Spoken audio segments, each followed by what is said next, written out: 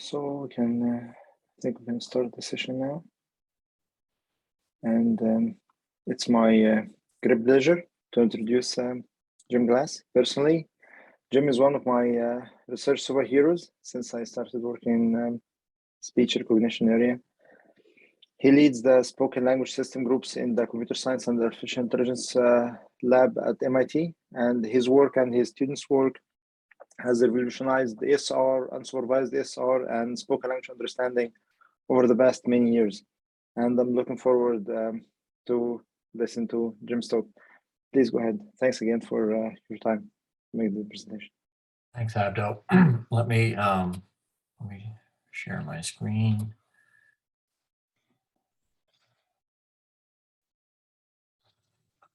Hopefully you can all see that. And I just want to thank the committee for inviting me. It's an honor to present to everybody, and it's too bad we're still virtual, but I hope to see everybody again in person soon, and I look forward to visiting Vancouver one day again too. So when I was putting together this talk, I realized it was actually 10 years. It was 2012 when I wrote a paper called Towards Unsupervised Speech Processing. So I thought it might be fun to start this talk by taking a look back at where things were in 2012 and just seeing how remarkable the past 10 years have been in terms of the changes that have gone on. And then I'll give you a sort of whirlwind tour of some of the activities that we've been working on in self-supervised representation learning for both speech and audio. And I'll also talk about work we've been doing cross-modally between speech and vision. And then finally, I'll spend a few minutes just sharing some of my thoughts about interesting things to think about as we all move forward into the future. So I hope you'll find this fun. So in 2012, you know, the speech community had come a long way, made a lot of progress in speech recognition, certainly in English, which we've been working on for decades, and other major languages in Europe and Asia. One of the things that had happened in the speech community starting 2006, when deep neural networks first demonstrated that they could beat the conventional context-dependent GMMs on a task like switchboard, you know, neural networks had really come to the fore, all different variations to be used as acoustic models in hybrid HMM models. But there was still a critical dependence on annotated speech data, large quantities of speech that had the words along with them, and pronunciation dictionaries. And I'll talk about this more, but although it was exciting when we first started doing speech recognition to learn all these parameters automatically, really what was going on was relatively modest. And down below here, I've stolen a nice figure from Tara Sainath on a tutorial she did on Towards End-to-End Speech Recognition that sort of shows, you know, the canonical features, acoustic model, HMM decoder, then rescoring that went on. And typically to train up these systems, you started with some sort of monophone GMM, then you did some sort of clustering to come up with a set of context-dependent labels, then you rescored the system. And, you know, it was quite a complicated, convoluted process to create these speech recognizers. And I'm not even talking about all the n-gram rescoring that was going on too.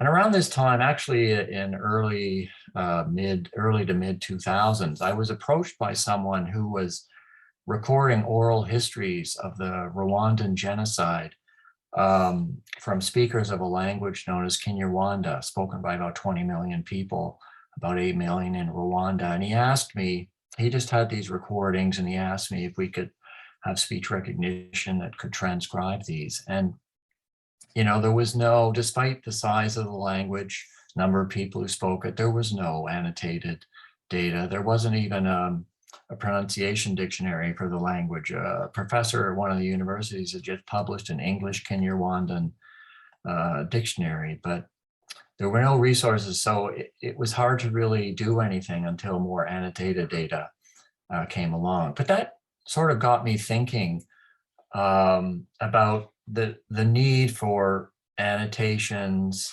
for AI in general. And I think it's really an Achilles heel or a weakness.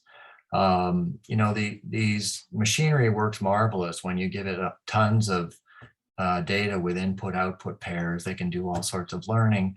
Although we've come to realize that they learn the biases that exist in the training data. And we also learned a long time ago that the training data should match the testing conditions, or these days we call it fine-tuning data. You know, the closer it is to how you're going to deploy it, the better it'll work. But it can be very expensive and time-consuming to create these data sets. So that is a problem. And when you look around in the world, you realize there's far more unannotated data than annotated data. So it's desirable to try and build models with less supervision. Speech is a good example. People learned, starting even in the late 1970s, this paradigm for having annotated speech data where you have a recording and then you're told what words there are. And that'll let you do alignment either at the phonetic level or the character level, depending on the internal representations of your model.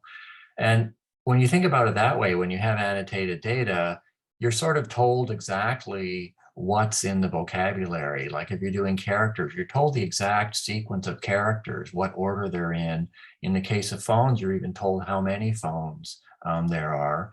And all we're asking the models to do is sort of align these people call it beads on a string, sort of position them accurately where they occur in the waveform so they can learn the parameters to do that.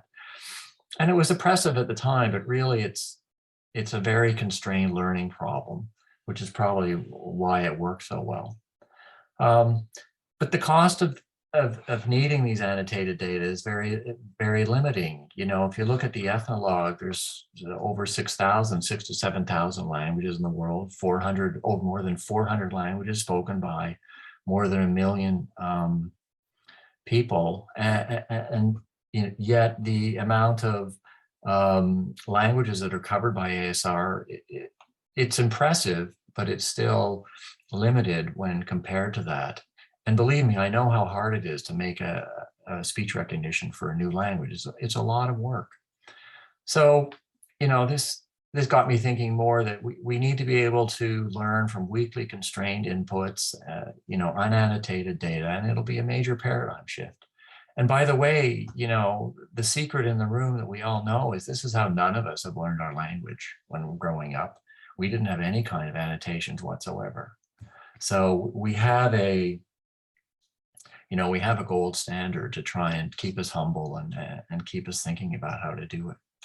So over the next few years, I sort of worked with students to try and think about what we could do that work on any language and work with unsupervised data. So with Alex Park, we looked actually for the notion of repeating sound sequences. If a word is spoken, it's probably going to be spoken again. And can we develop methods to find these repeating sequences automatically? And Alex developed something called segmental dynamic time warping to do that. And then you could take these pairs and you could cluster them together.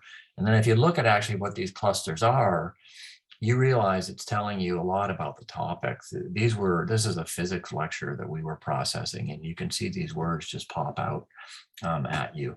David Harwath took this even further by looking at the distribution of these matching pairs across different conversation recordings. This was on switchboard recordings. And it turns out that if you cluster based on the distribution of the words that are used in conversations, you can find topic clusters as well that correspond very well to the topic that the people doing the switchboard conversation were supposed to be talking about. So this, again, would work on any language. Around the same time, I had a student, Jiaying Li, try to look at a Bayesian method for unit learning. And So she developed a Dirichlet process for learning units from unannotated speech, and she developed a method for learning pronunciations in an unsupervised way. Over on the right here in yellow, we have the gold standard pronunciations for different words in the alphabet, and down below in blue, we have the pronunciations that were learned. Now, from the computer's point of view, this would be sequences of indices that we would learn of the units. So we applied a translation mechanism to translate unit sequences or unit indices into the alphabet symbols. But you can sort of see that the pronunciations that we're learning are pretty close to what the gold standard is, and in some cases, arguably better. So this is the type of thing I was doing prior to 2012 or around then. And I was asked to give a talk at a speech conference. And so I wrote about the challenges to speech technology and this issue of making it work in all languages. And I identified a few other scenarios that were harder than the current standard, what I call expert-based approach, that use linguistic resources and annotated data. The first one, of course, was to take away the dictionary and just give you parallel speech and text. That's the one that we all use now with end-to-end speech recognition. So it seems pretty blasé. But at the time, we had grapheme-based systems, and they tended to degrade performance of the speech recognizer. So I thought that was the first thing that we could try and do. The next one was harder, where you had speech and you had text from the same language, but they weren't aligned. So I sort of describe that as a decipher task, where you had to look at the distributions of the data. The text would give you the vocabulary, it would give you something about the language, the usage of words, and you could try to use that to help align what's in the speech to the text, but it would be a much harder problem. And then finally, I tried to come up with a scenario that I thought was closer to how humans acquire language. And I called it sensor-based, meaning you could use speech that you hear, but you could use other sounds, you could use vision, anything. Just as we as infants are exposed to the world and we are spoken to, we hear speech, we hear other things, we see things, and somehow we put it all together to learn language. Now, these particular points are obviously not the only thing you can do, and a way to think about it is to put them into a matrix where you sort of specify what you want to give the system and then how you want it to learn. So the data one would have the alignments, but it wouldn't have any linguistic information. The decipher wouldn't even have the alignments, and the sensor would have an additional modality, and the modality would probably have to be synchronized somehow. So that's why I would say they're aligned. But obviously, you could do things like large amounts of unannotated speech and small amounts of annotated speech. And a lot of people are doing that now. And I must say there's been tremendous progress on even with 10 minutes of aligned speech. So that's another very reasonable scenario for real world problems. Or another thing that you can do is get the phoneme inventory and a pronunciation dictionary, but no alignments. And that's another thing that people have been working on very impressively. So there's really no limit about what you could do there. So that was back in 2012. And I must say, it's been an amazing 10 years that these neural network models have just provided a major sea change in speech, NLP, and machine vision. Speech, as I said, had sort of been aware of this a little earlier, and a lot of people were looking at neural network-based acoustic models. But machine vision, I think their aha moment was in 2012 with ImageNet. I think it was AlexNet that came out and was state of the art at that time. And NLP had started exploring the use of neural network models, but I think really 2013 when Word2Vec came out, 2014, and other vector-based representation models, that really started, I think, the change in natural language processing over to neural network models. And from my point of view, there's three things that really stand out that have gone on. One is the notion of these end-to-end neural network models, the sequence of sequence, attention-based, like transformers, or more recently conformers. That whole notion has really a lot of really interesting models that have come out over the past decade. In terms of speech, the connectionist temporal classification model that Alex Graves was working on, he started that earlier, 2006 or so, I think, with phonetic recognition, but it was around 2012, I think, it was applied to word-based ASR, and that metric has been adopted by a lot of models, and the RNNT is popular as well for combining with a language model. Listen, attend, and spell, and other architectures have also been all developed over the last decade. I think the notion of embedding spaces has really been revolutionary. Especially for me, I think it was around 2015 when I first saw the image captioning work that is coming out. And to me, that was a real aha moment, because the notion of representing information in an image as a vector and then using it to ground a language generator really paved the way, or showed me how you could cross modalities. We've always known that information in different modalities is relevant to each other, but I've never known how to make use of it. And having a common vector-based representation for information in the signal in these different modalities, to me, is a game changer. And then the last one that's come on more recently is the self-supervised learning, which this workshop is all about. Has really, I think, been a breakthrough in enabling us to move away from the need for annotated data and do things like low resource speech recognition. Now, a lot of other things have happened over the last decade in terms of more large data sets, more challenge tasks, more public benchmarks of these tasks. I think archive has really come to the fore, rapid publishing, and behind the scenes, the compute infrastructure has improved. There's almost an arms race in trying to get the fastest GPUs or whatever to train these models, which is hard for academia to keep up. And then in parallel in society, the wide-scale deployment, I think Siri came out in 2011 and Alexa came out in 2014, and other Cortana and OK Google. So, there's a general awareness of this speech technology now in society, which is interesting. So let me shift gears a little bit and talk about some of the things that are going on in our lab now. I'll start by talking in the pure speech and audio area. And I guess, what this workshop is all about, the self-supervised learning, there's been a lot of different approaches that people have developed, which are very interesting.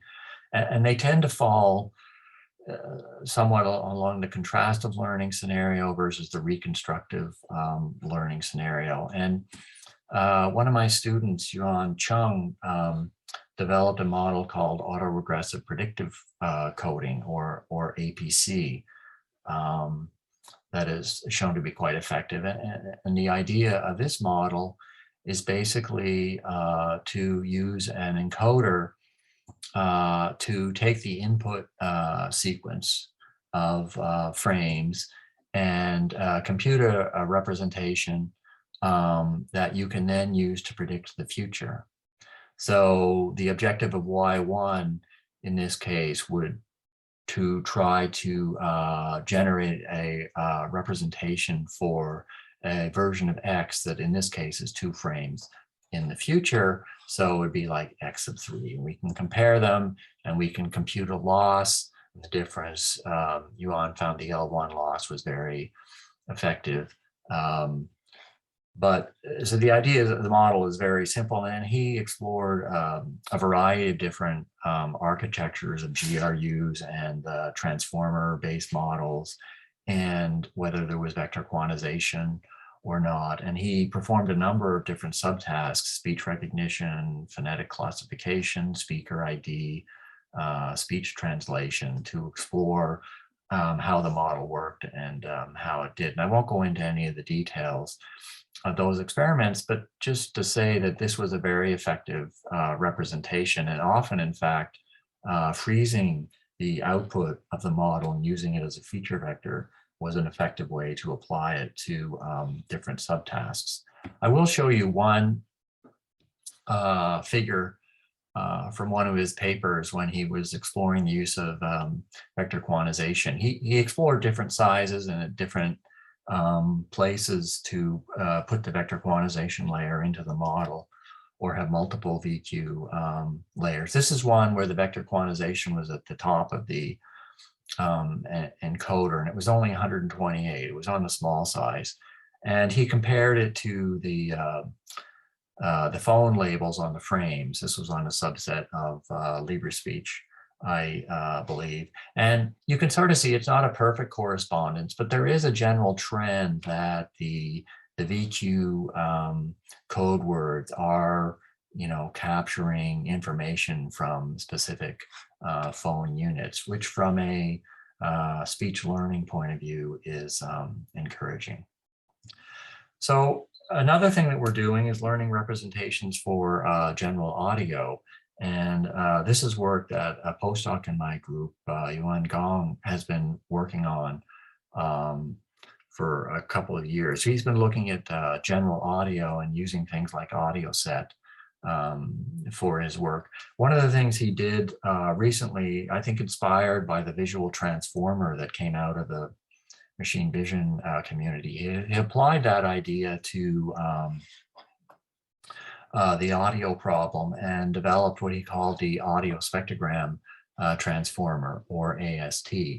And the idea is that you would take a spectrogram and you'd split it into patches and then have a transformer model. And then the original AST was trained in a supervised fashion for some specific task, like identifying the sounds that you heard in a 10-second clip of audio. But he actually interestingly found that the model worked very well when it was pre-trained on ImageNet, which struck me at first as counterintuitive, but I've seen this more and more in other research as well.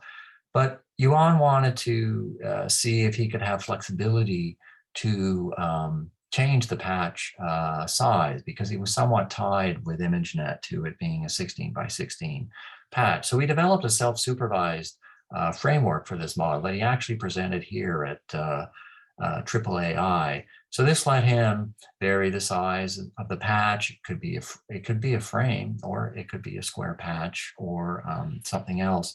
And the self-supervised framework that he used was a masking-based one. So on the input layer, he would randomly mask some of the patches, and the output of the transformer, he actually had a discrimination task and a reconstruction task as part of the loss, where the output at a particular position would have to try to identify, of all the patches that were masked, which one corresponded to that position.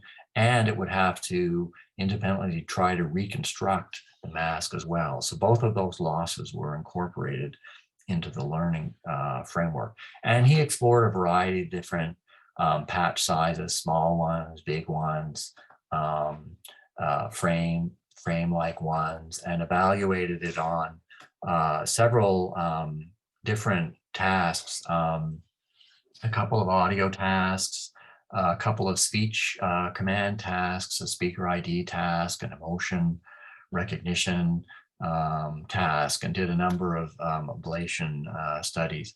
And you can look in the paper for more details on that. I think one of the things that was interesting was that he found for the audio tasks that the square patch framework performed better than the frame, where the opposite was true for speech tasks, which is interesting to me, especially since we know that in the auditory cortex, audio and speech are processed in slightly different regions. Okay, so that's some of the stuff that we're doing with audio, and I want to switch now to talking about learning from speech and vision, which is an area we've been working on now for a few years. And again, this sort of corresponded to the sensor-based learning paradigm I suggested a while ago, where we take away the text, and it was supposed to mimic, what we do with speech. And just to inspire you a little, I'll try playing this video and see if you can hopefully hear the audio. In the summer, I like to lie in the sun and watch the birds. And I like to watch the frogs in the pond. Then I curl up in my hollow tree and dream about spring. The end. Okay, so the idea there is that, that's we see things, we hear speech, and we learn correspondences between them. And so instead of the conventional paradigm for speech where we have the audio and the text, what if we took away the text and gave you images instead? If we give you raw pixels of images and raw samples of audio, and we know there's some kind of correspondence between the two. In this case, we recorded a set of, in English, about 400,000 instances of people talking about what was in a picture. And can we train a model that could sort of learn objects in the image and corresponding regions in the audio that naturally go together? And hopefully they would correspond to word-like units if we looked at them a little more closely. So this is sort of the idea between what we're trying to do here. Now, the person who really got us going in this whole area was David Harwath. And he developed through the years a number of different models. Since we're not vision experts, we always started with the state of the art of the time. I think we started with the VGG network and then moved to the ResNet network. But all of the models had this basic two-branch structure where we would compute some kind of embedding representation that captured information in the image. And likewise, we would process the raw audio through an audio branch. It started out purely convolutional, but then we also adopted a ResNet type of structure to produce a high-level representation of information in the audio. Now, in this model, we produced a 1,000-dimensional embedding vector, and we sort of quantized information in the image into a 7x7 grid. And likewise, we produced a 1,000-dimensional embedding vector and produced it. It was downsampled by a factor of 8. So every 80 milliseconds or so over the time span of the utterance. And we had to compute a similarity metric between matching pairs. And what we had when we matched the image to the audio was really a 3-dimensional tensor, where at any position in the image and at any point in time, you could compute the similarity.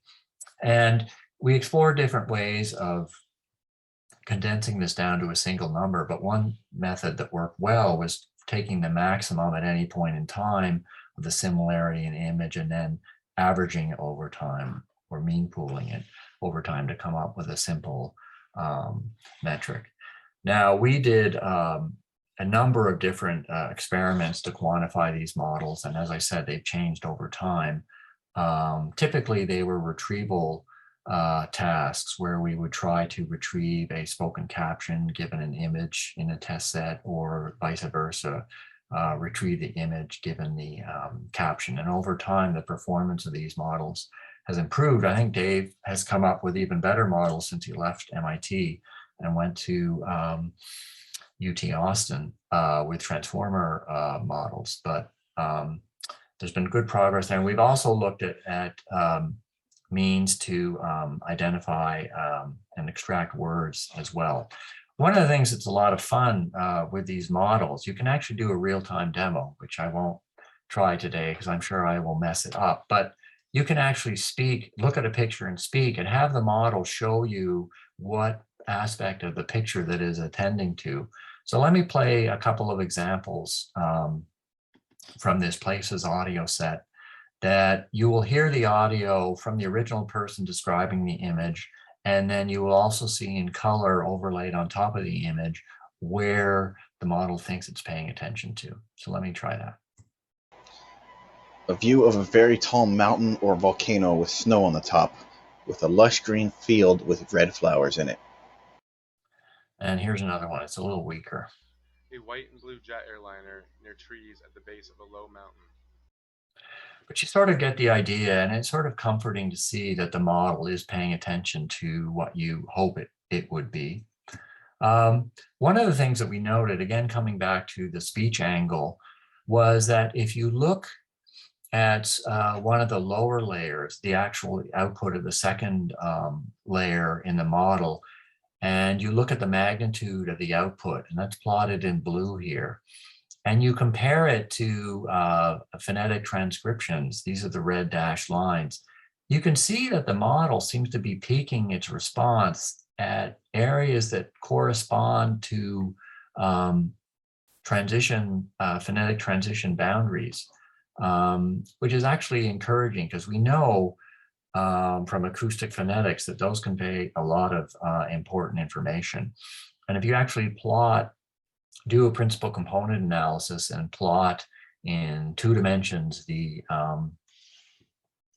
embedding vector representation, and we labeled it according to major manner of articulation of the sounds on either side, you can see that the data sort of clusters very nicely, fairly nicely, into these major manner of articulation classes. So it's clearly paying attention to something. And this led us to try to look a little more closely at whether we could discover linguistic information in the models. And Dave introduced a couple of quantization layers in the model, one at a lower level to try and capture phone-like information, and one at a higher level to try to capture word-like information. And those people in ICLR are trying to explore these things. This figure, I don't know how well you can read it. It's got a spectrogram, and then at the top is the time-aligned orthographic transcription. So this says "in the train yard." The second layer below that is a time-aligned of the word-like code. And then the layer below that is the time-aligned phone-like code. And this is compared to another example that says "there are train tracks." So they both have the word train in them. And you can see that they both have the same word-like code, number 248, which pretty much covers the word train. You can also see, and that's in yellow, you can also see in green that the phone-like units share a lot in common as well for the pronunciation of the word train. They're not exactly the same, but they are close. And you can also see that a unit like number 358 is used in both instances of the T in the word train, but it's also used right over here in the TR and the word tracks. So the phone-like units, I think, are capturing some context-dependent phone capability as well, which is very interesting and was encouraging. When we plot information in these VQ layers, this is the lower level quantization, and compare it to something like Timid. This was on a small quantization, I think, of 128. You can again see that it's not perfect, but there certainly is a tendency for code words to be capturing particular types of speech sound grouped by manner of articulation. There's a fun little extension to this, which I actually think there's something very fundamental to that Dave Harwat did with another of my students, Wayne Shu, who you heard from earlier this afternoon. And that is that you can combine these information to actually get a machine to talk without ever having seen speech. And the idea here is that if you learn, say, a set of reasonable units through the audio-visual learning that I just talked about, you can then use a model to learn how to represent an image in terms of these same units using a model like show, attend, and tell, for example, which already existed. So you can take the places audio set corpus and train up a show, attend, and tell model to produce these units. Likewise, you can train up a speech synthesizer. In this case, they use the Tacotron 2 to take these units and learn to generate speech. The upshot of all of this is that you can actually get a model to learn how to speak without ever having seen text. And let me quickly play you a few examples of images. So hopefully you can hear these as well. A small airplane sitting on the grass. The man riding skis down the smelly slope. So there it says smelly slope, so it's not perfect. A plastic tray with fruits. The man sitting at table, eating pizza. He's not exactly eating pizza, but he's near pizza. A parking meter on the side of the road.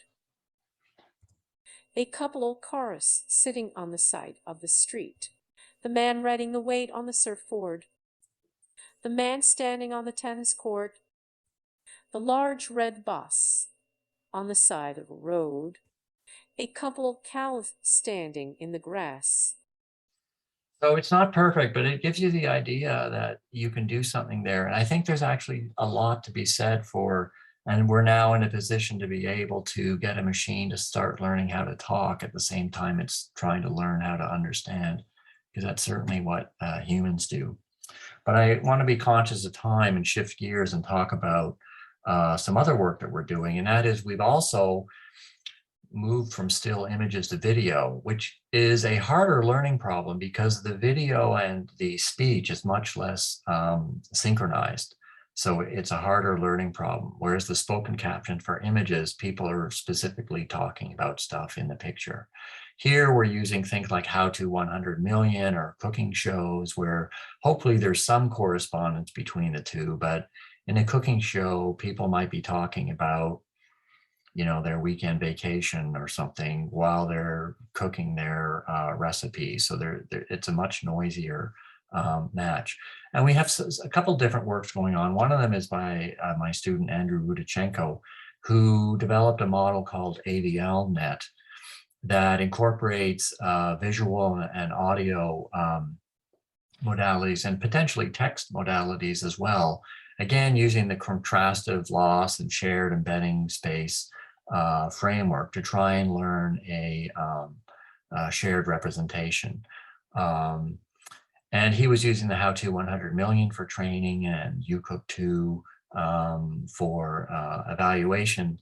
But he was able to show that, again, with using a retrieval framework, that he could retrieve video clips given the audio sequence. And it's been evaluated on a number of tasks. And I should say he's also working on multilingual data. But let me show you an example. This is a audio query that we would give for the retrieval. Now the text here is just for you. The machine actually doesn't get the text and it has to try to recall the video. So let me just play this. Design. All right, so here's my flour mixture. I'm just gonna add in some salt and some black pepper. You gotta have black pepper. Yes. Lots of black pepper and some celery salt, just like. So that's that, and then now we can see what the videos are that are being retrieved. These are like 10-second clips that were being trained to retrieve. So you see there's some salt or celery salt. I don't know what that is. It's being sprinkled into the flour mixture, so that looks reasonable. Some other work that's going on is by another of my student, Alex Liu, and he's exploring a model that tries to learn a cross-modal quantization. So he tries to learn a vector quantization that quantizes both modalities, and he has a loss function that he creates called cross-modal code matching, which tries to ensure that the same VQ code words are used equally in both modalities so that you don't have a separate set of code words used for audio and a separate set of code words that use for video. Because the idea is to try and develop a model where the same code word is representing the same semantics in both modalities. So this loss is used in addition to the conventional contrastive loss, comparing matched pairs of audio and video. And it was evaluated on several different tasks. One of them, for example, was the spoken moments in time, which was a large scale data set that we collected about 500,000 descriptions of. And again, it's been used for retrieving matched pairs as well. One of the things I want to show you that's encouraging is when you look at the code words that are being developed, this is the plot of the 20 most popular labels that are used in the data set. And you can see these are verbs for the most part versus the top 100 code words that are used in the quantization. And you can see that the code words for the same action, like paddling at the top here, are used equally by the visual modality and the audio modality. And the same is true for other types of words as well. So that's really encouraging to see. And when you look at some examples of how this is being used, this is for the same code word. You can see the code word is capturing sort of the visual semantics sort of around this guy. These are 3 frames from the video where he's juggling these balls. And it's also highly representative of the word juggling in this audio. And here's another one of the young boy hitting the drums with some drumsticks. And you can see that the same code word is sort of paying attention to in the images, things to do with the drumsticks. And here we talking about drum set in the audio. So that is encouraging. So that was a lot of things I went through, and I just want you to sort of get a general sense of some of the activities that we have going on in our group. And I want to end now with some final thoughts about things that I think would be good to pursue in the next little while. One of them has to do with disentangling learned representations. And the representations that are so popular now, you know, we have this scenario where we do pre-training on a large unannotated data set, and then we fine tune it on some small amount of data or freeze the vectors. And that seems to work very well. One problem for me is that a lot of low resource problems, or some low resource problems, are not amenable to this particular paradigm. So for example, I'm studying people with health conditions, and I might have a small amount of data from a cohort that, say, has frontotemporal dementia or something that was recorded in a particular environment. And then I have a lot of other data from other healthy speakers recorded in a different scenario. And I want to make sure the model that I train is not tuning into the aspects of the recording that I don't want it to. So I think it would be useful if we could have self-supervised learning methods that were able to disentangle the different aspects of the speech signal. And I list a few things here. Obviously, we don't have to have all of them separated right away, but separating the linguistics from the speaker or environment would be a good start. And I know there has been work in this direction as well. And I think it's an important thing to continue, because it would encourage generalization to a variety of low resource scenarios. Another thing I think about is that, you know, we can think of this speech data set. You know, we learned there's no data like more data back in the 1980s, and we've got that. But, you know, speech corpus sizes that people are using now, you can think of them in terms of speech years, listening 24 hours a day, 7 days a week. That's not normal, but, you know, these, we have 10 years or so of speech that we're training some of these models with a lot of data. And when you look at how humans learn language, it's without supervision and it's with far less data. This is a nice figure from Emmanuel Dupuy.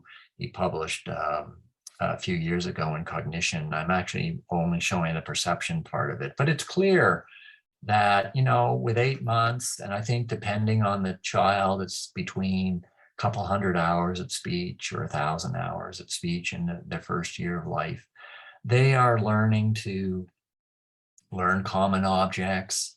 They're starting to learn classes of sounds, consonants and sounds, and other aspects of language, prosody, things like that.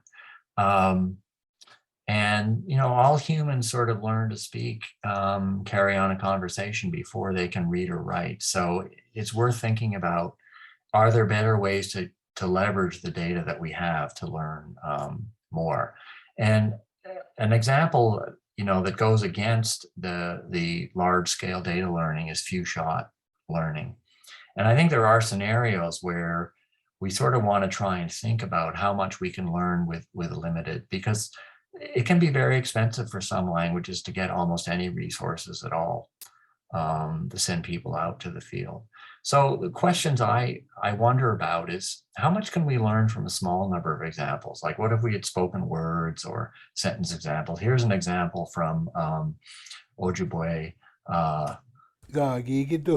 There's a word, that's the word talk. And there it is in a sentence. And, even in an extreme example, if we had some audio, do we need much more than a single example of a phone to know that it exists in a language, for example, and then cluster around that if we're trying to figure out the sounds of the language? And this is very debatable, but I'm just going to say it just for fun, that you can even argue, I think, that because machines have essentially infinite memory, and that machines, if they were put down somewhere on Earth and interacting with people in a particular dialect or language that they could share, collaborate with a learning, you could argue that machines should be able to learn a language faster than humans do. So if you think about it that way, then I think we have a lot of work cut out for us still, even though we've made a lot of progress. Here's an example. I'll just go quickly because I know I'm running out of time, but this is from a non-English language, and just looking at the spectrogram, if you look at the cutoff frequencies of these fricatives, just in 2 seconds of speech, I can tell you all this stuff about this language. Like, these are different places of articulation. So this is probably a sh, probably something like an S. Here we have a front vowel. Here we have a nasal consonant, and there's probably a labial formant transition. So this is probably an M. We have front vowels here. Here's some stops. Here's another stop, another stop. Here's another stop, say over here, and it's probably the same one as this one, yada, yada, yada. I can go on forever. And all of this from 2 seconds of speech. So if you think about it that way, then the trick is trying to think about how to incorporate this information into an objective function where we could learn on a large amount of data. But I think there's room there, opportunity to grow. Підтримка США для України. That was Ukrainian. One of my students got it from Common Voice. But I want to wind up now because I know I'm over. But it's been an amazing decade with all the developments in neural network models and embedding spaces. I think it's interesting to think about ways we can try to improve the self-learning, self-supervised learning, or few-shot learning for the future. And I think there's all sorts of interesting opportunities. It's an exciting time to be working in this area. I mentioned disentangling. We should combine recognition with understanding, do language acquisition. I mentioned combining speech recognition with synthesis. I didn't have a time to talk about the multilingual work we're doing, but I think there's a lot of opportunity for cross-language learning and sharing. And speech translation is even a worse problem. It's an n-squared problem if you want to be able to translate from one language to another. So thinking about ways to do that is important. I know there's been progress, a lot of progress been made in the text translation community, and lots of other opportunities as well that haven't thought of or mentioned. And I just want to wind up by thanking all of the students and postdocs that I've had the opportunity and privilege to work with through the years. These are them pictured here. Some of them are no longer with my group. Some of them still are with my group. And on the right are listed other collaborators at MIT and elsewhere. So with that, I'll stop and happy to take questions. Thank you so much, Jim, for the great work and amazing presentation. So, any questions? I'm looking at the chat thread. If somebody wants to write their question or unmute and ask them directly.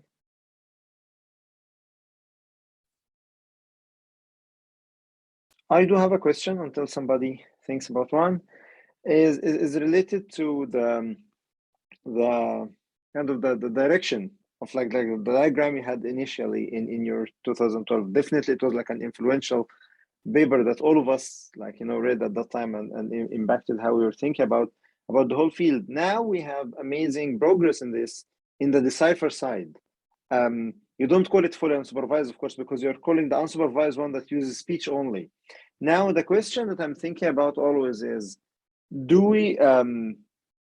are we able to really achieve that from your point of view, to achieve that goal of having an understanding of or like full speech recognition, again, like word discovery, dictionary building, using audio only at a level that's competitive to supervised systems, given that the great progress you have in the sensory one, the using audio and visual, or like, do you think that the sensory one now is the new frontier where we need to the community to focus more on, or something like the true unsupervised zero speech from text from audio only?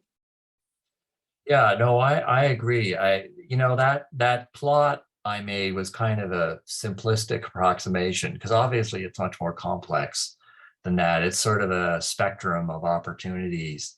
And, for many practical real world scenarios, like I said, I think it's been really amazing to see the advances that have been made with the self-supervised representation learning, and then very small amounts of annotated data, and you can do a pretty good job. To answer your question, I don't know how much you can actually do with completely unsupervised, and I don't know if we need to go there. I mean, I think we can do a lot of interesting things with some combination of unannotated speech and annotated speech for the task. I think the visual angle is an interesting one, and combining with general audio as well. I think in the field of, if you think about future humanoid robots, for example, operating in the virtual world, say, where you want to relate, you want to communicate with robots. Well, you both perceive the world, you see things, you hear things, and we should be able to learn to relate that to language. So I think that's certainly a rich area, but I don't think it's the only one. I think the various speech and text options are very viable as well for their own reasons. So I don't think there's any one thing that people should be focusing on. I think that answered your question. Yes, thanks so much. I have Daniel here raising his hand. Yeah, thanks, Jim, for the insightful talk. And I think at the end of your talk, you mentioned about like future works and talk about like a human can learn much more efficient as compared to machine. And you mentioned like incorporating the idea of like spectrogram and the domain knowledge could be helpful. I wonder, would you like to elaborate this idea more, like how this like our knowledge in this, or maybe just domain knowledge, can be incorporated into like self-supervised learning or loss functions, and to improve the efficiency? Yeah, if I knew how to do it, I would. That's the trick. I don't mean to, I just sort of think that And I don't think machines need to learn like humans either. You know, we can do it our own way. I think anything is fair. That, you know, although I said, you know, maybe we're training on 10 years worth of speech. If that works, I mean, from an engineering point of view, that's great. I think it is interesting to think about how much resource. Remember, humans are working with like a 25-watt computer too. That's also amazing.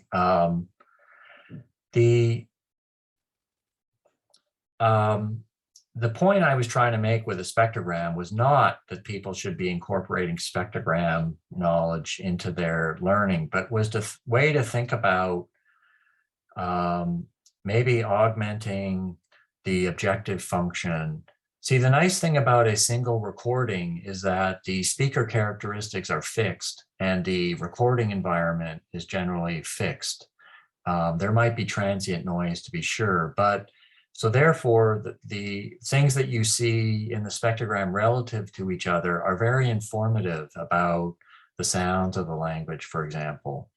And right now with the, you know, the reconstructive based methods, like with APC, you're just trying to regenerate something, say 20 milliseconds in the future. And so you wouldn't even see that sa-sh contrast that I mentioned there. Whereas if you compare the two directly, you would see, oh, there's quite a difference between these two. And maybe that could be helpful for you to learn the manifold a little more quickly. I don't know. The same thing is with the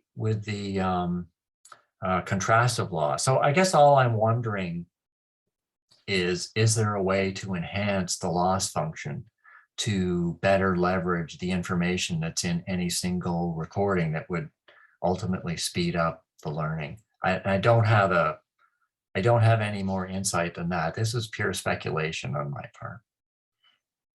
Yes, thanks so much for your answer.